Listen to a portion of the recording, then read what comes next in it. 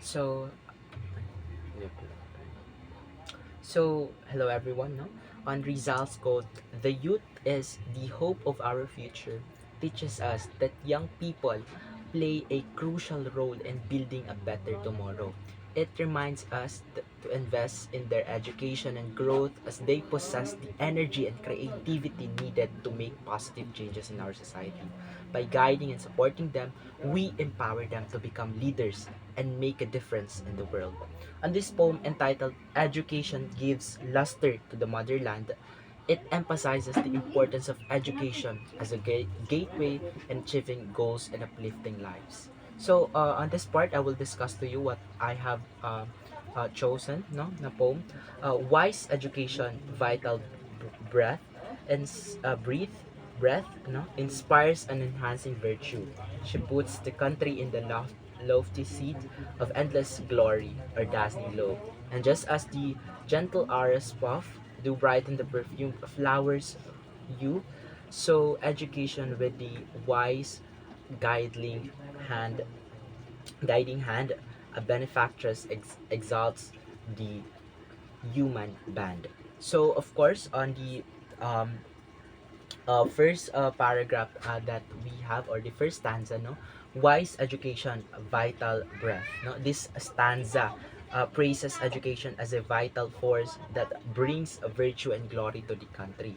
It compares education to a gentle breeze that enhances the beauty of a flower, suggesting, no, that education uplifts not just ourselves, but of course our future, no, to to have a future of something that is not taken for granted, no. So man's placid repose and earthly life to education he dedicates, because of her art and science are born man, and as from the high mount above the pure rivulet flows, um,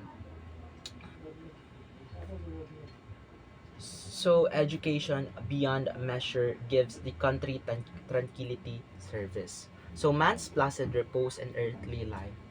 Here, no, the poem emphasizes the importance of education in shaping us, no, and our life and society. It suggests us that education gives birth to art and science, no, enriching the humanity, and of course bringing uh, tranquility and peace to our nation, no. So where wise education raises a throne, sprightly youth are invigorated, who with a firm stand error they subdue, and noble ideas are exalted. It exalts immorality neck. Contemplable crime before it is halted. No, it humbles barbarous nations, and it makes of savages champions. And like the spring that nourishes the plants, the bushes of the meads, no, she gives on spilling her placid wealth. So, where wise education raises a throne, this stanza, no, celebrates the transformative power of education, stating that invigorates the young people and enable them to overcome ignorance and elevate noble ideas. Now, education is depicted here as a force that brings progress and betterment, no, not just for our own self, no, but also to our community. So, and with kind eagerness, she constantly um, feeds the river banks through which she sleeps, and to beautiful nature all she concedes. So, whoever procures education wise, until the height of honor may rise. So, of course, um, on the third stanza of the poem, from her lips the water, no, the water's crystalline. This paragraph highlights the virtuous qualities of education, portraying it as a source of divine wisdom and a defender against evil. Education is depicted as a guiding force that inspires people to pursue goodness and righteousness. So from her lips the water's crystalline rush forth without end of divine virtue and precedent doctrines of her faith, the forces weak of evil subdue. The break apart line, the whitish waves the last upon the motionless shoreline, and to climb the heavenly ways the people do learn with her noble example.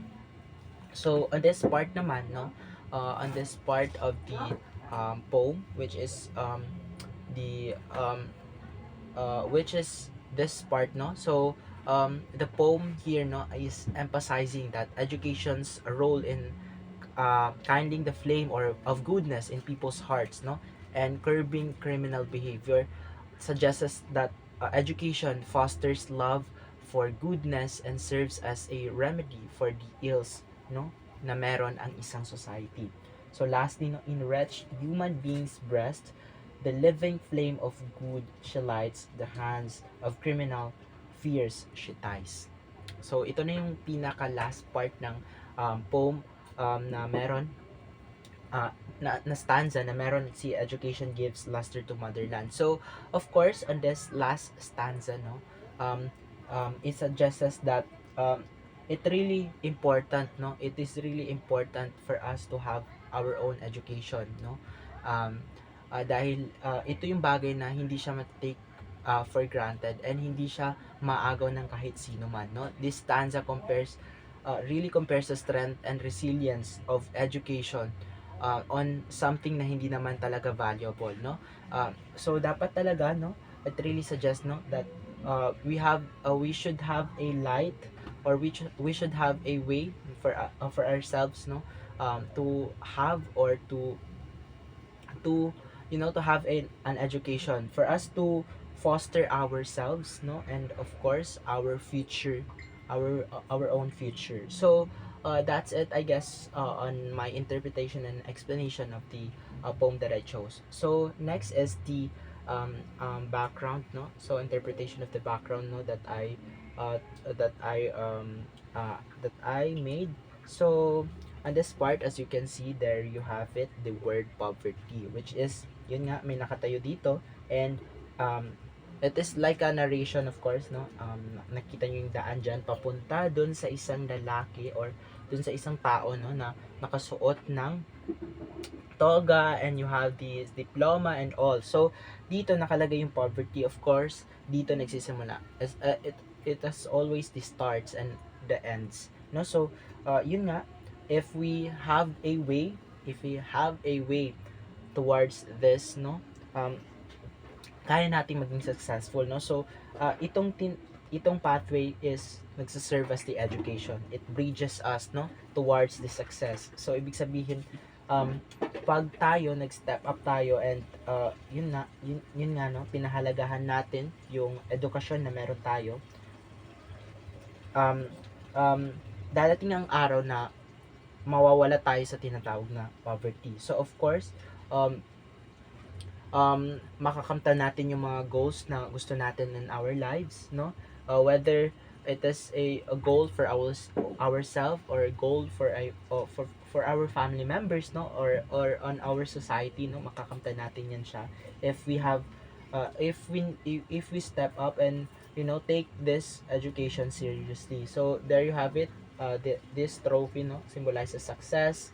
The colors, of course, blue and red, no.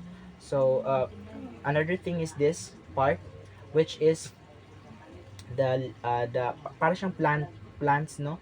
So this symbolizes our growth, no. So sa pag-aaral, hindi lang natin na-discover na matalino pala tayo sa ganito, or matalino tayo sa ganyang sa ganitong larangan, no. So it also fosters our personal growth, no. Natututunan natin kung paano disiplinahin yung sarili natin, no, na yung mga bagay na